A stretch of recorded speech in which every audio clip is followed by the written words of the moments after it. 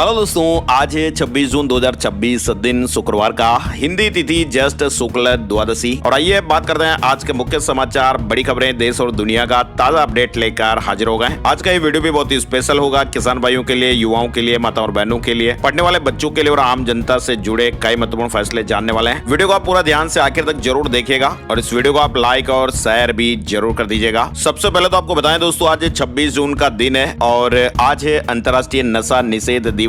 हर साल 26 जून को यह अंतर्राष्ट्रीय नशा निषेध दिवस मनाया जाता है। सबसे पहली बार इसे 1989 में मनाया गया था। नशीली दवाइयों के दुरुपयोग को रोकना आज के दिन को मनाने का मेन मकसद है। आजकल आपको पता ही है, वर्तमान समय में बड़ी संख्या में आजकल बड़े लोग, छोटे बच्चे भी नशा करने लगे हैं। जागरूकता के लिए आज का दिन बहुत ही महत्वपूर्ण है। खबरों की शुरुआत में सबसे पहली बड़ी खबर आपको बताएं, मौसम और मानसून से जुड़ी हुई। कोलकाता में बारिश से सड़कें डूब गई, जगह जगह ट्रैफिक भी जाम हो गया। दिल्ली एनसीआर में भी आंधी बारिश से पेड़ गिर गए। कोलकाता में जमकर बरसात हो रही है, कई प्रमुख सड़कें डूब गई। इधर 6 राज्य उत्तर प्रदेश, पंजाब, हरियाणा, राजस्थान, हिमाचल प्रदेश और दिल्ली में प्री मानसून की बरसात का दौर जारी है। 22 राज्यों में मानसून पहुंच चुका है। 5 जुलाई तक बाकी बचे हुए राज्यों में भी मानसून आ जाएगा। दिल्ली में भी मानसून का आना भी बाकी है, लेकिन अगले कुछ दिनों में बारिश होने की संभावनाएं बन रही है। तो ये अलग अलग बारिश को लेकर तस्वीरें भी आप स्क्रीन पर देख सकते हैं। हिमाचल प्रदेश में भी 2 दिन भारी बारिश के आसार है और अगले 6 दिन मौसम खराब ही रहेगा। आज भी 6 जिलों के लिए येलो अलर्ट जारी किया गया है। मौसम विभाग ने हिमाचल प्रदेश में 26 से 29 जून तक कई स्थानों पर तेज बारिश के साथ आंधी और तूफान का येलो अलर्ट जारी किया है। लोगों को सतर्कता बरतने की सलाह भी दी गई है। 26 जून के लिए आज चंबा, कांगड़ा, कुल्लू, मंडी, शिमला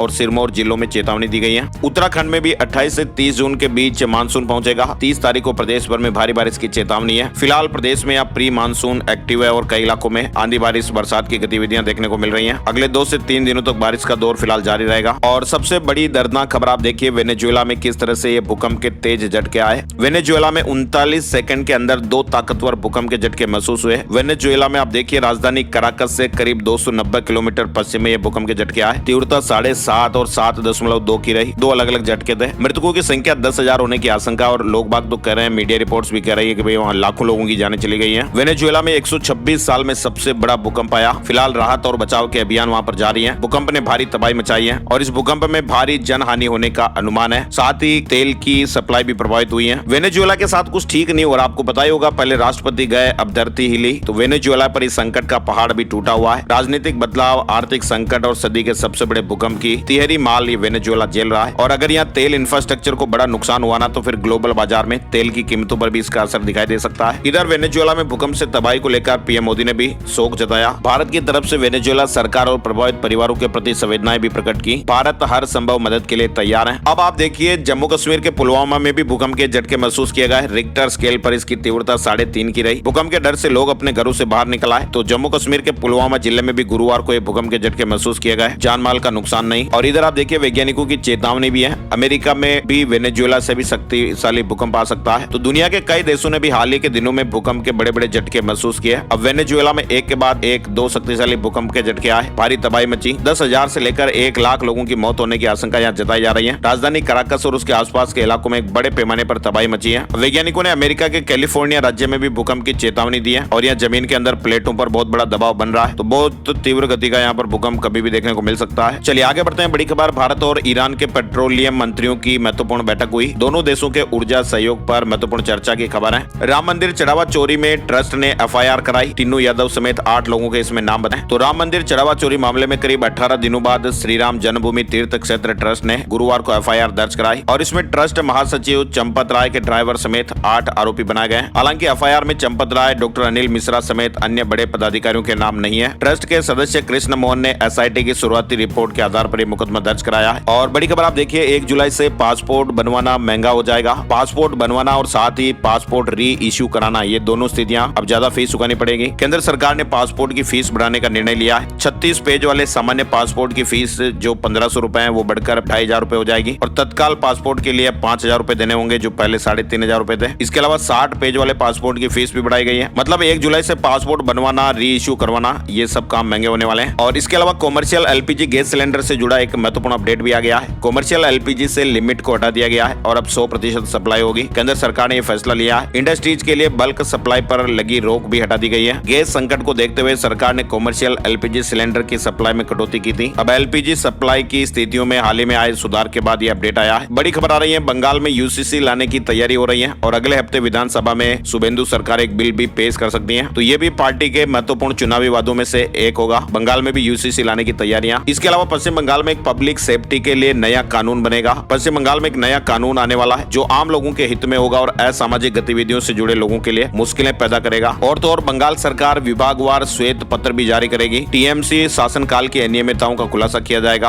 और इधर यूपी के किसानों को बड़ी राहत मिलेगी। एमएसपी पर खरीद की अंतिम तारीख बढ़ गई है। उत्तर प्रदेश के किसानों और ग्रामीण परिवारों के लिए केंद्र सरकार ने बड़ी राहत का ऐलान किया। एक तरफ गेहूं, चना और मसूर की न्यूनतम समर्थन मूल्य पर खरीद की अंतिम तारीख बढ़ा दी गई है। दूसरी ओर प्रधानमंत्री आवास योजना ग्रामीण के तहत 6 लाख से अधिक नए घरों को मंजूरी दी गई है। ईपीएफओ पोर्टल 26 से 28 जून तक बंद रहेगा। सॉफ्टवेयर को अपडेट किया जाएगा, इसके कारण प्रोसेस नहीं होंगे। और जल्द ही यूपीआई और एटीएम से पैसा निकालने की सुविधा भी आपको मिलने वाली है। तो ईपीएफओ का जो ऑनलाइन क्लेम प्रोसेसिंग पोर्टल है ना, वो 26 से 28 जून तक बंद रहने वाला है। और इस दौरान पीएफ विड्रॉल, ई पासबुक समेत अन्य डिजिटल सुविधाएं बंद रहेगी। बैंक ऑफ बड़ौदा और केनरा बैंक ने लोन की ब्याज दरें बढ़ाई है। वैसे में लोन महंगा हो जाएगा। इधर मारुति सुजुकी ने ग्राहकों को बड़ा तोहफा दिया है। अब 10 साल तक सर्विस की टेंशन खत्म होगी। कंपनी एक नया स्मार्ट मेंटेनेंस प्लान लेकर आई है। मारुति के स्मार्ट मेंटेनेंस प्लान को लेने का सबसे बड़ा फायदा ये होगा ना कि ग्राहकों को गाड़ी की सर्विसिंग के लेबर कॉस्ट पर न्यूनतम 10% की सीधी सीधी बचत होगी। और इसके अलावा गाड़ी के पार्ट्स और अन्य जो कंज्यूमेबल्स आइटम है, इन पर भी एक्स्ट्रा डिस्काउंट मिलेगा। सेबी का एक नया रूल आने वाला है जिसमें 5 लाख फॉलोवर्स वाले जो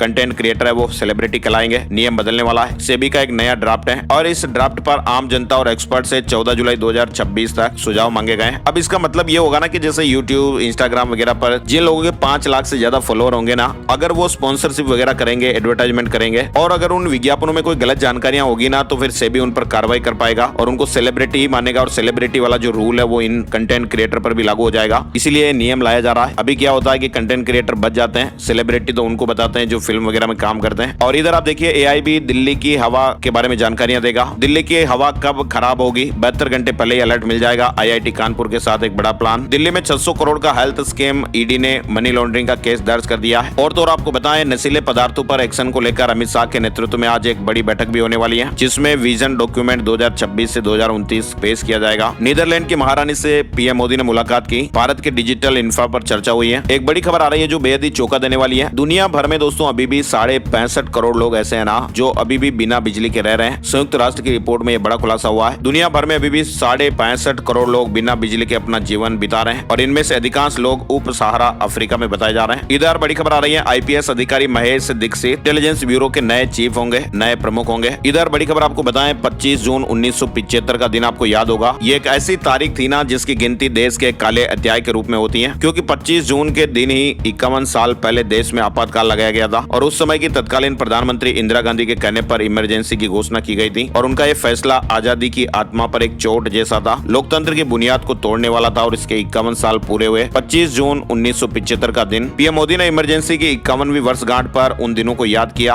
और 1975 के आपातकाल को संविधान पर सीधा हमला बताया। और इधर बड़ी खबर आप देखिए, इमरजेंसी के इस इतिहास को अब स्कूल के बच्चे भी पढ़ेंगे और इसको लेकर एनसीईआरटी ने भी ये फैसला लिया है। 51 साल बाद एनसीईआरटी की कक्षा 9वीं की किताब में आपातकाल को भी शामिल किया गया है। और साथ ही आप देखिए, पीएम मोदी 27 से 29 जून तक सेशेल्स के राष्ट्रीय दिवस के स्वर्ण जयंती समारोह में विशेष अतिथि के रूप में शामिल होने के लिए राजकीय यात्रा पर रहेंगे और इस दौरान वे सेशेल्स के राष्ट्रपति डॉक्टर पैट्रिक हरमिनी से भी बातचीत करेंगे। इधर बड़ी खबर आ रही है, भारत में 37,700 एनजीओ पर एक्शन हो गया है। विदेशी फंड मिलने में दिक्कतें आएगी। दरअसल आपको बताएं, भारत में 2010 से अब तक करीब 52,000 एनजीओ और संस्थाओं के पास विदेशी फंड इकट्ठा करने का लाइसेंस था। लेकिन अभी हाल ही में सरकार ने 23 जून को नए एफसीआरए के नियमों को लागू किया और इनमें से करीब 37,700 एनजीओ के रजिस्ट्रेशन रद्द हो गए या फिर उनकी समय सीमा खत्म हो गई। और अब देश में सिर्फ 14,460 एनजीओ ऐसे बचे हुए हैं जिनके पास अभी विदेशी फंड इकट्ठा करने का लाइसेंस है। कुल मिलाकर भारत सरकार ने अभी फॉरेन कंट्रीब्यूशन रेगुलेशन एक्ट यानी एफसीआरए के नियमों को और सख्त कर दिया है। कई बार करंट अफेयर्स में एफसीआरए का फुल फॉर्म भी पूछ लिया जाता है, तो ध्यान दीजिएगा। और इधर बड़ी खबर आ रही है, 2026 तक देश के हाईवे पर टोल प्लाजा की तस्वीरें भी बदलती हुई आपको दिखाई देगी। दरअसल हमारे देश में अब सरकार सैटेलाइट आधारित टोल सिस्टम लागू करने जा रही है, जिसमें होगा क्या कि गाड़ियां जो है ना वो टोल प्लाजा पर बिना रुके